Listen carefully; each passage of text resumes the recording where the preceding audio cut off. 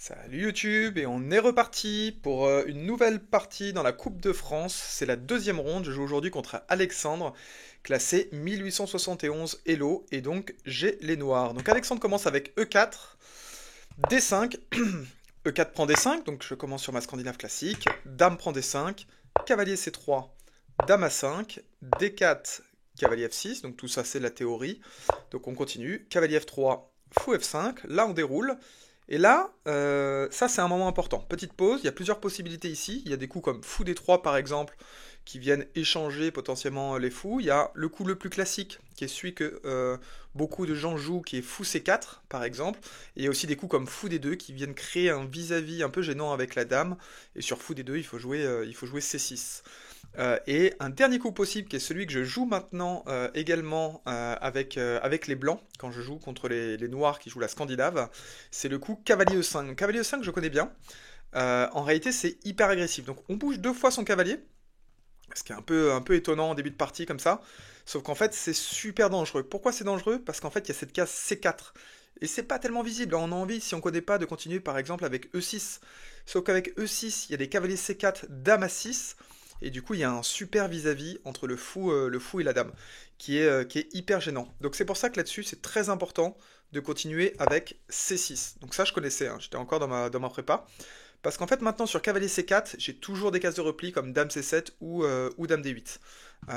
Mais voilà, vraiment important de le jouer. Ce qui sert aussi, hein, quand il joue fou D2, pareil, ça fait aussi une case de repli, mais important de le jouer maintenant. Donc là, il continue avec fou C4, normal. Je continue avec E6 et G4, pareil, hein. Donc ça, c'est vraiment la variante la plus tendue de la Scandinave, avec G4, qui met tout de suite une forte pression. Et là, il y a deux possibilités principales, hein. Le fou est attaqué, donc j'attaque deux fois ce pion, mais le pion est défendu deux fois. Premier coup possible, c'est fou E4, fou E4 qui vient attaquer la tour, ou bien fou G6. Donc j'ai réfléchi, j'ai pensé que fou G6, ce qui m'embêtait, c'est qu'en fait, il y avait cavalier prend fou. Cavalier prend fou, H prend. Et à ce moment-là, alors non, il n'y a même pas cavalier prend fou. Alors il peut y avoir cavalier prend fou qui gagnerait la paire de fou. Mais en fait, sur fou G6, il y a surtout H4 qui arrive, avec une menace qui est H5. Et ça, c'est pas facile de le parer. Après, c'est possible de revenir en E4, hein, au pire des cas, mais du coup, ça fait perdre un temps. Et lui, ça lui fait prendre beaucoup d'espace. Donc c'est pour ça que là, j'ai choisi de jouer fou E4. Donc fou E4, c'est une imprécision. C'est une imprécision, sauf qu'en fait, il faut vraiment trouver le bon coup là-dessus, qui est pas si facile que ça. Je considère que c'est une faute de ma part, non pas parce que ça a pas l'air d'être un bon coup, ça a plutôt l'air d'être un bon coup, mais surtout parce qu'en fait on est encore dans l'ouverture, et ça je suis censé connaître, et je sais que je ne sais plus, donc c'est bien ça le problème. Donc là les coups possibles pour lui, qui seraient bons, hein, ce serait soit tour E2, pardon, soit dame E2, ok, qui vient créer un vis-à-vis, puis qui vient pointer indirectement aussi sur le roi avec le pion E6, qui peut être un peu gênant, donc voilà. L'autre possibilité, c'est de faire petit roc. Sauf que petit roc, vraiment, si tu connais pas, enfin, autant dire que c'est introuvable. Et t'as aussi tour G1. Moi, je pensais qu'il allait jouer tour G1, parce que ça me paraissait logique, dans l'idée après de continuer à pousser. Mais non. Donc là, il a choisi de continuer avec F3. Donc F3, pas hyper bon, parce que justement, j'ai le temps de jouer fou D5. Fou D5, je viens lui attaquer son fou, et mon fou, qui était pas hyper bien placé, finalement, j'arrive à l'échanger contre son fou à lui. Donc il n'est pas resté bloqué et emmuré, comme ça arrive de temps en temps, plutôt sur des françaises. J'arrive à l'échanger directement contre son fou. Donc là, j'ai choisi de jouer fou prend fou, et je continue évidemment avec cavalier prend fou. Donc cavalier prend fou, ça permet de créer un vis-à-vis, hein, enfin, d'attaquer deux fois ce cavalier ici, et le cavalier est cloué, donc évidemment il ne peut pas faire cavalier prend cavalier puisque le cavalier est cloué. Donc là-dessus il continue avec fou D2. Pareil, là il y avait pas mal de coups possibles, j'ai pas mal réfléchi, j'ai hésité à jouer cavalier prend cavalier, mais sur cavalier prend cavalier il y a fou prend cavalier, et ensuite je peux mettre soit madame en B6, soit en C7, mais je me suis dit que là-dessus, que je mette madame en B6 ou en C7, finalement, bah, il est bien, hein, il est bien. Alors ça peut continuer avec fou D6, et en vrai, je pense qu'il y a une partie normale à jouer là-dessus. Mais j'ai pas l'impression de prendre un avantage. Et je me dis là-dedans, c'est quand même bizarre la façon dont ça a été joué. Il y a sûrement un avantage à prendre. Donc là, je commence à calculer une autre possibilité, qui est de jouer tout de suite fou B4. Donc sur fou B4, à ce moment-là, ce que je calcule, c'est qu'il peut jouer cavalier prend cavalier, fou prend fou, dame prend fou. Euh, alors là, je peux jouer soit dame prend cavalier et je récupère, mais dans ce cas-là, ce qui m'embête un peu, c'est qu'il a des coups comme C4 et il vient prendre beaucoup d'espace. Soit je joue simplement dame prend dame, roi prend dame et pion prend cavalier, plutôt ce pion-là. Et en fait, j'évalue cette position et je me dis, cette position, bah, elle est complètement plate. On est en finale, il y a une structure de pion qui est bonne des deux côtés, pas de pion isolé, pas de pion doublé, il n'y a rien de particulier. Donc ça me va pas. J'ai envie de faire une partie, mon adversaire qui est légèrement moins bien classé que moi, on a 40 points d'écart, mais même au-delà de ça, hein, quand même il aurait 50 points de plus, 100 points de plus. C'est pas la nulle que je veux, ce que je veux c'est une vraie partie. Et donc là je commence à calculer une autre possibilité qui me paraissait intéressante, c'est de jouer cavalier prend cavalier, fou prend cavalier, et ensuite de jouer fou b4. Et la différence c'est que quand il joue dame d2 pour défendre son fou, alors s'il joue pas dame d2, bon, on va le jouer d'ailleurs de toute façon, puisque c'est ce que j'ai joué, c'est la partie. Cavalier prend cavalier, fou prend cavalier, et donc là je continue avec fou b4. Donc fou b4, ce que je disais, c'est que si jamais il fait fou prend fou, bah, j'ai dame prend fou, échec, dame d2, et là je peux quand même tout de suite prendre un pion, donc dame prend b2. Donc là-dessus il peut continuer avec roi f2, mais globalement il a donné un pion, donc est-ce qu'il va réussir à trouver des compensations avec b7, c'est pas sûr. Donc c'est pour ça qu'il n'a pas voulu rentrer là-dedans, et sur fou b4, il a joué dame d2. Le problème de dame d2, c'est qu'en jouant fou prend fou, dame prend dame, pion prend dame, il se retrouve avec un pion isolé et des pions doublés. Donc ça, c'est pas si bien que ça. Un autre coup qu'il aurait pu jouer mais qu'il n'a pas joué, c'est fou d2. En fait, fou d2, c'est vraiment bien trouvé. Donc fou d2, je dois réagir parce que ça menace derrière c3 et de gagner des temps et de m'attaquer mon fou. Donc sur fou d2, typiquement, je jouais fou prend fou, dame prend dame, dame prend fou, dame prend dame, roi prend dame, et on se retrouve exactement dans la même position que tout à l'heure, qui me paraissait très plate. Mais dur à voir. Dur à voir, donc là il joue dame d2. Dame d2, et ça c'est ce que j'avais calculé fou prend fou, donc là pareil, deux possibilités. Soit il reprend du pion, mais s'il reprend du pion, moi ça m'avantage. Pourquoi ça m'avantage? Parce qu'en fait, son roi, il peut pas faire un petit roc, parce que il a avancé ses pions de ce côté-là. Il peut évidemment pas faire un grand roc, parce qu'il est beaucoup trop exposé, il y aurait le pion 1-2 qui sauterait tout de suite. Donc finalement là-dessus, bah, voilà, il est plus ou moins obligé de reprendre avec la dame. Et donc là j'ai calculé dame prend dame, pion prend dame, et en fait, voilà, c'est cette position-là que j'ai évaluée tout à l'heure, et c'est vraiment sur cette position-là où je me suis dit, j'ai mes chances. Pourquoi j'ai mes chances? Pion A2 isolé, et ici des pions doublés. Alors, il a un cavalier qui est un petit peu mieux placé que le mien, évidemment, hein, qui n'est pas encore développé, et surtout, il a une tour qui arrive assez vite en B1. Et c'est là où c'est très important, quand on atterrit comme ça en finale, d'être vraiment le plus précis possible pour éviter qu'il y ait du contre-jeu. Là, concrètement, c'est égal. C'est égal, mais j'ai l'impression d'être mieux si j'arrive à me développer correctement. Donc là, il faut être précis. Donc ce que je calcule, c'est cavalier D7. Qu'est-ce qui se passe sur cavalier D7? Sur cavalier D7, il a cavalier C4. Cavalier C4, il vient viser cette case en D6. Donc menace cavalier D6 échec. Et sur cavalier D6 échec, il gagnerait le pion B7. Donc là-dessus, je jouerai roi E7. Alors, j'essaie de... Je bouge pas les pièces justement pour que tu vois la difficulté, pour t'entraîner à visualiser. Et puis c'est vraiment ce qui se passe dans la partie. Dans la partie, évidemment, on peut pas bouger les pièces. Donc il faut calculer comme ça.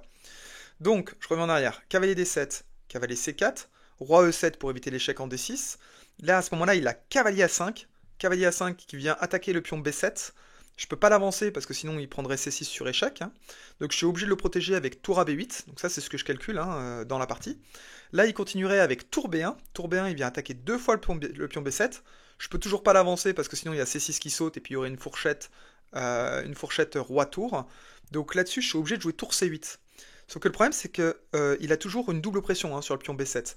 Et ça, c'est ce que je calcule à l'avance, parce que concrètement, s'il arrive à gagner un pion, le pion B7, ma partie est perdue. Donc très important de ne pas se rater là-dessus.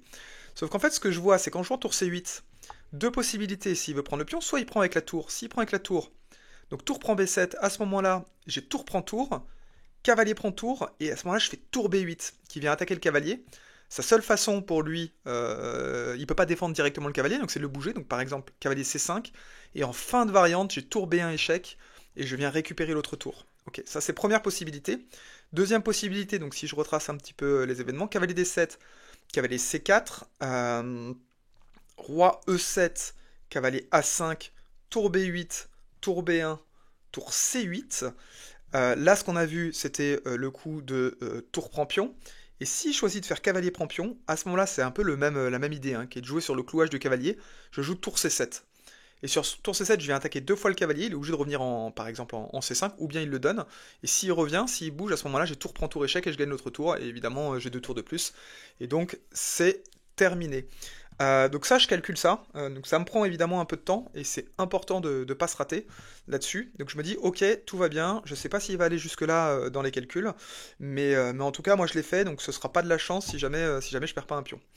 Allez, cavalier D7, cavalier C4, donc c'est vraiment la partie ça. Roi E7, cavalier A5, tour B8, tour B1 et tour C8. Et c'est à ce moment-là où...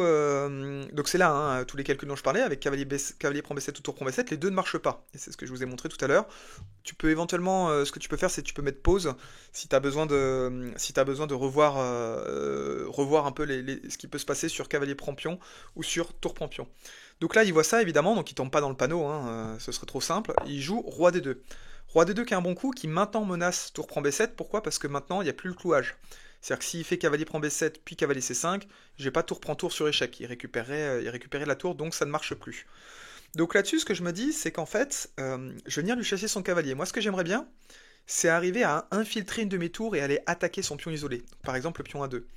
Et en fait, mon petit calcul, c'est si je joue B6, qui joue cavalier, donc il a deux possibilités, cavalier C3 ou cavalier G4, donc c'est ce que j'ai joué, B6, mais je l'ai calculé donc à l'avance, c'est que si jamais il joue là-dessus cavalier C4, je peux à ce moment-là jouer B5, et s'il revient en A5, pour continuer à menacer un petit peu C6, à ce moment-là j'ai tour B6. Donc la différence c'est que j'ai simplement gagné un temps par rapport à jouer B5 tout de suite. Donc c'est ce qui se passe, donc B6, cavalier C4, B5, cavalier A5, donc on se retrouve exactement dans la même position que tout à l'heure, sauf que j'ai joué B5 entre temps, ce qui me laisse le temps maintenant de jouer quoi? Et bah de jouer tour B6, donc j'ai gagné un temps dans l'affaire, ce qui est intéressant. Là il vient en B3, donc c'est là où on se dit en fait plutôt que de jouer C4, A5, B3, il aurait dû jouer B3 tout de suite. Sauf que B3 tout de suite, mon pion n'aurait pas été en B5, il aurait été en B6 à ce moment-là, et en B6 il n'aurait pas eu ses cases ici. Donc bon, peut-être que j'aurais pas joué B5 si jamais il avait joué cavalier B3. On ne saura jamais. Donc là je continue avec tour A6 qui était le plan pour venir attaquer le pion A2. Donc deux façons de le défendre, hein. Si on veut le défendre, mais si on ne le défend pas, tant mieux, je gagne un pion et je le prends avec plaisir. Si je joue tour B2, le problème de tour B2, c'est que j'ai quand même des grosses menaces avec cavalier B6. Et sur, par exemple, cavalier C5, pardon, j'ai cavalier C4 échec, ok? Donc je suis un échec, par exemple, si jamais il met son roi en D3, à ce moment-là, je peux mettre ma tour en A3. Il a sa tour qui est attaquée ici par mon cavalier. Et donc s'il la rebouge en B1, à ce moment-là, je gagne A2 gratuitement. Donc ça, c'est ce que je vois. Et donc c'est pour ça, lui, il le voit aussi, c'est pour ça qu'il joue tout de suite tour A1. Donc, et je pense plutôt le bon coup. Plutôt le bon coup, voilà. Là, important pareil pour moi, hein, de bien calculer là-dessus. Ce que je veux, donc là on est en finale, hein, c'est vraiment important de faire des calculs précis. Ce que je veux absolument, c'est éviter les A4. Alors A4 tout de suite, c'est pas très grave, tu vas me dire, parce qu'à ce moment-là, bah, je prends un pion, hein, tout de suite. Sauf qu'en fait, imaginons que je commence à faire tour prend pion, tour prend tour, pion prend tour, je me retrouve avec des pions doublés, isolés, et donc du coup il y aurait des tours à 1. Donc ok, je pourrais très bien reprendre avec le pion B, mais je me dis, le mieux c'est d'arriver à bloquer directement ce pion. Ce que je veux, c'est qu'il garde sa tour bloquée en A1. Parce que la différence, c'est que lui, sa tour en A1, sa seule utilité, c'est quoi? C'est de protéger le pion A2. Alors que ma tour en A6, en fait, si je la mets par exemple en A4 ou en A3, je vais accéder à ces rangées-là. Donc non seulement j'attaque A2, ce qui le pousse à garder sa tour en A1, mais en plus de ça, moi, peut-être au bon moment, en faisant les bonnes poussées de pion appropriées, et ben, je vais pouvoir essayer de mettre un petit peu plus de pression. Donc c'est pour ça que ma tour en A6 versus sa tour en A1, il y en a une qui est devant le pion, et ça c'est très important, devant le pion, donc c'est comme si c'était une colonne semi-ouverte, quand lui est derrière son pion, donc complètement en défense. Donc c'est exactement ce qu'il faut éviter, c'est de se retrouver avec une tour comme ça bloquée. Donc bon, là je suis content, ça se passe bien, l'ordinateur me donne à moins 1,7, évidemment je ne l'ai pas dans la partie, hein, ça va de soi, mais voilà. Donc là je continue avec tour A3, comme je disais tout à l'heure, pour bloquer son pion A2, et le plus possible, le plus longtemps possible, lui faire garder sa tour en A1. J'avais calculé évidemment que sur roi C1, cavalier B6, roi B2, j'ai cavalier C4 échec qui protège ma tour et qui attaque son roi. Donc ça c'est important, hein. Lui met 2 temps pour attaquer ma tour, et moi je mets 2 temps pour défendre ma tour. Donc très important, et ça c'est valable à tout moment, pour être sûr que j'ai pas besoin de reculer ma tour, et qu'il vienne pas se consolider avec un bon roi en B2 et qu'il puisse sortir son autre tour. Donc là il continue avec tour O1. Tour O1, je pense aussi, et il me l'a dit après dans la partie, après la partie, pardon, c'est qu'en fait il avait peur de C5. C5 ça commence un peu à ouvrir le jeu. C5 si jamais prise, cavalier prend, sur cavalier prend cavalier, tour prend, j'attaquerai le pion C3 qui serait indéfendable si sa tour n'était pas en E1. Donc ça pourrait devenir dangereux. Sauf qu'en fait là maintenant sur C5, il peut avancer E5 et je peux pas le prendre parce que je suis cloué. Donc après il risquerait de faire pion prend pion, pion prend pion, et je me retrouve avec un pion isolé, qui serait une faiblesse pour moi. S'il avait le temps de doubler ses tours, je pourrais me retrouver pas très bien. Donc là, je décide de prendre un tout petit peu de risque. En fait, son cavalier qui est ici, il peut pas le mettre en C5, parce que s'il le met en C5, je fais cavalier prend cavalier, il se retrouverait avec des pions, pions triplés, donc ce qui serait très mauvais pour lui. Donc en fait, je me dis, si j'arrive à chasser son cavalier, et qu'il se retrouve à aller sur des cases, par exemple C1 ou D2, si jamais il bouge un peu son roi, à ce moment-là, je vais pouvoir mettre une pression beaucoup plus forte sur le pion C3, et puis petit à petit, je vais pouvoir moi-même atteindre une bonne case, qui est la case C4. Pour l'instant, la case C4, j'ai pas trop envie de la prendre, parce que cavalier B6, cavalier C5, je lui donne une belle case. Cavalier C4, échec, roi C1, mais je lui ai vraiment filé une belle case, et ça m'emmerde un peu. Et donc je veux éviter ça. Donc c'est pour ça que je joue A5 tout de suite. A5 tout de suite, avant de jouer cavalier B6. Donc là, lui, il continue avec roi C1. Il m'a dit après la partie qu'il pensait qu'il gagnerait la tour. Évidemment, très attention, hein, c'est que, comme tout à l'heure je l'ai dit, hein, c'est que ça prend 2 temps pour lui d'aller choper ma tour, mais moi ça prend 2 temps pour la défendre. Donc évidemment cavalier B6, parce que maintenant sur roi B2, j'ai cavalier C4 échec, il serait obligé de revenir en C1, donc il aurait juste perdu un temps. Donc là-dessus, il peut pas le jouer. Donc là-dessus, il joue le bon coup. C'est quoi ma menace hein, maintenant? Ma menace, elle est très simple, hein. Ma menace, c'est A4. A4, si jamais il joue cavalier C5, à ce moment-là, j'ai tour prend C3. Et évidemment, sur A4, il peut pas jouer roi B2 parce que j'ai toujours le cavalier C4 échec qui me ferait gagner un temps.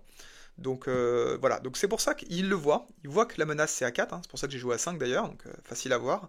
Donc il vient protéger son pion C3. Et c'est la seule façon de le protéger. Parce que roi B2, j'ai cavalier C4 échec, il va plus le protéger, et c'est pareil de ce côté-là. Peut-être il aurait pu jouer roi D2, avec cavalier C5 échec, roi D3, mais bon, ça aurait été peut-être possible. Bon, bref, il choisit de jouer tour E3. Donc tour E3, il y a pas mal de choses, hein. On a envie de jouer A4, cavalier C5, B4, et de jouer un petit peu sur le clouage de la tour. Mais j'ai essayé de trouver le plus précis, ce qui me semblait être le plus précis, c'est de jouer tout de suite donc A4. A4, je pense que c'était pas très très bon, évidemment, d'aller en C5. Je pense que la bonne case, c'est celle sur laquelle il a joué, et d'ailleurs c'est l'avis de l'ordinateur aussi, c'est de jouer cavalier D2. Et là, important hein, de faire super gaffe, parce que là, il a une grosse menace, hein. Sa grosse menace, c'est quoi? C'est roi B2.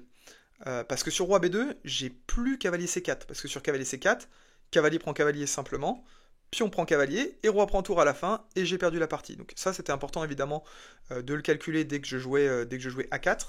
Sauf qu'en fait, là-dessus, j'ai un temps encore qui est bon, qui est de jouer tout de suite cavalier D5. Et en fait, sur cavalier D5, il n'a pas le temps de jouer roi B2. Alors, si je joue roi B2, à ce moment-là, j'ai cavalier prend tour, roi prend tour, et à la fin, j'ai cavalier prend C2, échec, échec et fourchette, et donc je gagnerai la partie. Donc c'est pour ça que cavalier D5, il ne peut pas jouer roi B2. Mais important qu'il puisse pas jouer roi B2, parce que du coup, eh ben, il y a son pion C3 qui est très compliqué à défendre. Plus la tour qui est attaquée. Donc lui, il est obligé de jouer tour D3. Tour D3, maintenant il remenace roi B2, parce que j'ai plus cavalier prend tour, comme tout à l'heure j'avais. Donc là, sur roi B2, il faut absolument que je pare cette menace. Donc pour parer cette menace, en fait, ce que je vois, la seule chose à faire, c'est de faire tour prend C3. Tour prend C3, tour prend tour, cavalier prend tour. Donc ça, c'est la position aussi que j'évalue. Et je me dis, ok, je viens de gagner un pion, donc c'est cool. Je me retrouve encore avec une bonne structure, hein, sauf que maintenant, j'ai plus de pression sur A2. Donc en fait, finalement, le fait d'avoir mieux positionné ma tour, ça a changé quoi? Ça m'a permis de gagner un pion. Gagner un pion en échangeant les tours. Mais plus j'échange, plus on se rapproche aussi de la nulle. Donc très attention. Là, j'ai juste un pion d'avance, donc il faut faire très très attention, ça se repère assez vite. Roi B2. Roi B2, deux possibilités. Soit cavalier E2, soit cavalier D5. J'ai hésité à jouer cavalier E2, mais je trouvais ça trop chaud en fait. Parce que cavalier E2, donc j'attaque le pion D4, donc je pense qu'il jouerait C3. Hein. C'était le coup que j'avais anticipé. Moi j'avais envie de jouer C5. C'était ça vraiment, si j'ai le temps de jouer C5, parce qu'il n'a pas eu le temps de jouer le cavalier en E4. C5, j'attaque le pion, mais je commençais à avoir tour E1 qui vient attaquer le cavalier ici. Là-dessus, je vois que je peux mettre le cavalier en F4. Il peut rentrer en E4. Je vois que je peux mettre mon cavalier en D5, mais ça commence à être un peu lointain pour moi, ça me paraît un petit peu dangereux.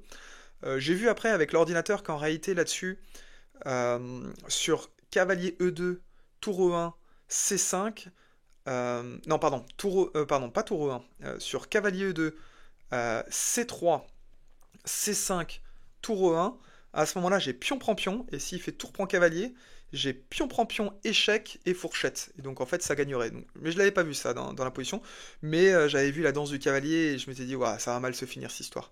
Donc on va jouer le plus simple, c'est cavalier D5. Sauf que cavalier D5, le problème c'est qu'il a cavalier E4, et qu'après il va pouvoir choper cette case, toujours hein, la même case, hein, quand on avance ses pions ici, bah du coup on lui laisse un super avant-poste ici. Donc c'est pour ça que là-dessus, et c'est ce que j'avais calculé sur cavalier D5, je sais que je peux jouer cavalier F6, il joue cavalier C5, à ce moment-là je joue cavalier D7, et en fait je viens lui empêcher, je viens lui prendre cette super case pour lui.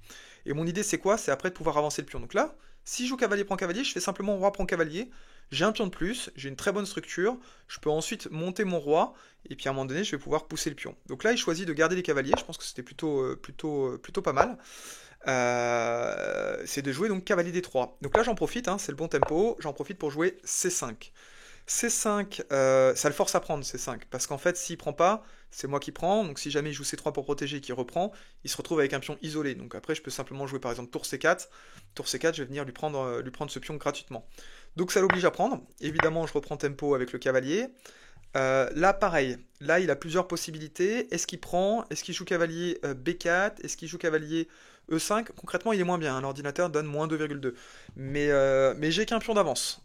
J'ai qu'un pion d'avance. Il a deux pions isolés, mais isolés bien protégés, donc c'est pas tant que ça une faiblesse. À sa place, j'aurais gardé les cavaliers. Pour moi, c'est une mauvaise idée d'échanger les cavaliers parce que ça lui enlève toute chance de rébellion. Un cavalier, ça met le bordel sur l'échiquier. Un cavalier, ça peut faire des échecs à tout moment. Je commence à avoir un petit peu moins de temps parce que lui, il est un peu perdant. Quand t'es perdant, qu'est-ce que tu fais? Tu joues pas tout tempo, mais tu joues tout relativement vite parce que tu te dis, bah si le mec il me suit et qui joue vite aussi, peut-être qu'il va faire une imprécision à un moment donné que je vais pouvoir rattraper le coup. Donc je pense qu'il se dit ça, hein, donc voilà. Simplement là, il joue cavalier prend cavalier, donc il échange. Tour prend cavalier, donc là je sais que je suis clairement mieux, hein. Je suis clairement mieux, mais il faut encore arriver à conclure parce que j'ai une majorité de pions, hein, 4 contre 3. Simplement, il faut pas que son roi arrive et commence à venir me taquiner le pion B5. Il faut pas qu'il y ait tout ça qui tombe. Donc là, il joue tour D1. Tour D1, j'ai vachement hésité à jouer tour D5, mais je me suis dit tour D5, tour prend tour, pion prend tour, et là, il y a une petite course. Roi là, roi B4, roi C6. Et en fait, je crois que ça va. Après, il faut que j'arrive à bloquer les trois pions ici. Donc 3 pions contre 3. Normalement, il va pas réussir à... Si je me débrouille bien, il n'arrivera pas à passer. Il y a un moment donné, il devra bouger son roi. Donc s'il recule son roi, moi j'avance. Et ça va être compliqué, je vais le mettre en zigzag, ça va être pas simple pour lui. Mais si jamais il joue roi A5, j'ai roi C5. Je sais pas, il joue par exemple roi A6, roi C4. Mais j'avais un peu peur, hein. Roi B6, roi B4.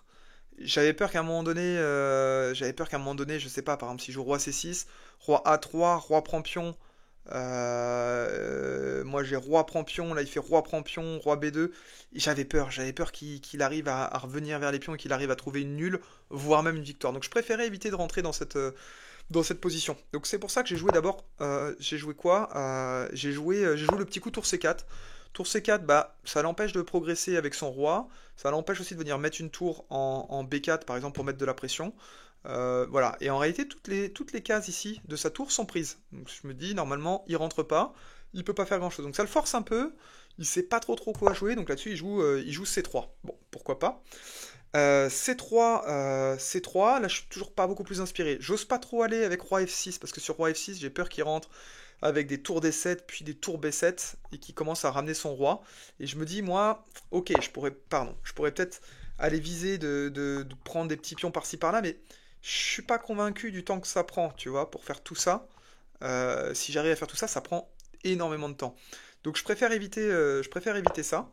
Donc là-dessus, je me dis, ok, joue solide, reprotège ton pion, et maintenant tu vas essayer d'ouvrir de l'autre côté. Et si tu arrives à ouvrir de l'autre côté, tu vas après pouvoir pousser ta majorité. Là, j'ai 4 pions contre 3. Donc en fait, ce qu'il faut que je fasse, là pour l'instant, de ce côté-là, il est bloqué. Lui, il peut pas avancer. Donc il est vraiment bloqué. Donc sa seule façon pour lui, c'est d'attendre en fait. Donc comme il a qu'à attendre, moi j'ai juste à jouer des petits coups et à pousser ma majorité. Il peut rien faire. Donc c'est ça le but. Le but c'est vraiment un peu comme un boa constrictor, c'est vraiment qu'ils disent waouh, je sais pas quoi jouer, j'ai rien à jouer. Il n'y a aucun bon coup. Il n'y a aucun bon coup. S'il met son roi ici, je commence à pouvoir pousser des B4 et je vais attaquer C3. S'il vient mettre son roi là, À ce moment-là, je peux le bloquer avec... enfin, bon, déjà, il y aurait le pion qui serait en prise, mais voilà, même s'il joue tour D3 avant, il pourra pas passer. Donc pour lui, il est bloqué, hein. Donc c'est pour ça qu'il joue tour D4. Pas grand-chose à jouer.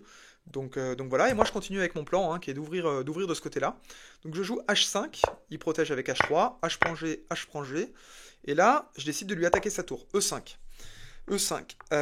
Là, il a deux choix possibles. Soit il garde la colonne, hein, soit il se dit je garde pas la colonne, par exemple en jouant tour E4, mais à ce moment-là je joue roi E6. Si jamais il pousse le pion, je pousse le pion aussi par exemple. Et surtout, après, ça va être moi qui vais pouvoir prendre la colonne. Et si je commence à prendre la colonne, c'est compliqué pour lui, hein. Il a plus de colonne. Après, je pourrais me balader avec mon roi un peu où je veux. Et puis au bon moment, faire un échec et aller récupérer des pions. Donc là-dessus, il choisit de jouer tour D3. Donc là, moi, je continue avec roi E6. Je monte mon roi. Très important en finale. Le roi, c'est une pièce qui est super importante. Donc moi, je veux placer mes deux pièces au mieux. Donc ma tour est très bien placée ici. Je veux monter mon roi le plus possible. Et puis évidemment, après, le but, c'est de pousser ma majorité. Donc là-dessus, il continue avec roi A3 qui est une imprécision, qui est pas très bon parce que ça lui cloue sa tour. C'est-à-dire que sa tour maintenant, elle peut plus aller par exemple en D8 parce que sinon je prends sur échec et ensuite je vais venir grignoter tous les pions. Donc c'est pour ça aussi que là-dessus, donc très important, hein, c'est pour ça qu'il a joué lui roi A3. Lui, son idée, hein, c'est de jouer roi B4 et d'essayer de miser sur un contre-jeu. Évidemment, s'il a le temps de jouer roi B4 maintenant et que moi je commence à jouer, je sais pas, tour D5, tour, roi prend pion, et je sais pas, hein, roi prend A4, roi B4 et puis après il file. Donc ça, c'est absolument évité. Donc c'est pour ça que c'est important de jouer tour C4 là-dessus. Tour C4, lui, qu'est-ce qu'il peut jouer là-dessus? Alors, à mon avis, il aurait dû jouer roi B2 et puis commencer à revenir recentrer son roi, mais il choisit de jouer tour E3. Donc tour E3, moi je continue avec G6, je veux pousser ma majorité, donc G6. Tour D3, hein, il sait pas quoi faire, je continue F5, pion prend. Tour E3, donc là ça continue, j'ai hésité à jouer E4. Le problème de 4, c'est qu'en fait il peut pousser le pion ici. Et je me suis dit, si je commence à jouer comme ça, il va venir me bloquer. Et en fait il va venir me bloquer et je veux pas qu'il commence à essayer de ramasser mes pions de ce côté-là. Donc c'est pour ça que je voulais éviter vraiment tout contre-jeu et toute magouille possible. Donc je choisis de jouer d'abord F4. F4 il est obligé de revenir en D3. Donc ça pareil, mon plan c'est que je lui fais faire un coup forcé. L'avantage du coup forcé, c'est que je sais déjà, j'ai pas besoin de calculer très très loin des variantes très compliquées, je sais qu'il va jouer tour D3, donc je peux déjà voir la position et me dire, ok, si je joue E4, il va être obligé de prendre, parce que sinon je fais une fourchette, prise du pion, et là en fait je me dis, bah tout va bien se passer, donc c'est ce que je joue. Donc directement E4, prise du pion, et là finalement lui ce qu'il aimerait bien c'est pouvoir attaquer B5, mais sa tour ne peut pas attaquer B5 même en deux temps, son roi non plus, donc là il n'a pas grand chose à jouer. Il choisit de jouer tour D8. Il se dit il va peut-être trouver, essayer de me magouiller un peu avec tour E8, tour F8. Mais ça va être très compliqué pour lui, hein. Donc moi je continue, je monte mon roi. Mon roi, c'est quoi mon plan? C'est de venir me cacher devant et venir pousser. Et tant que lui il prend pas B5, tant qu'il prend pas B5, tant qu'il peut pas avancer son roi, bah, il va devoir sacrifier à un moment donné sa tour contre mon pion, donc ce sera gagné.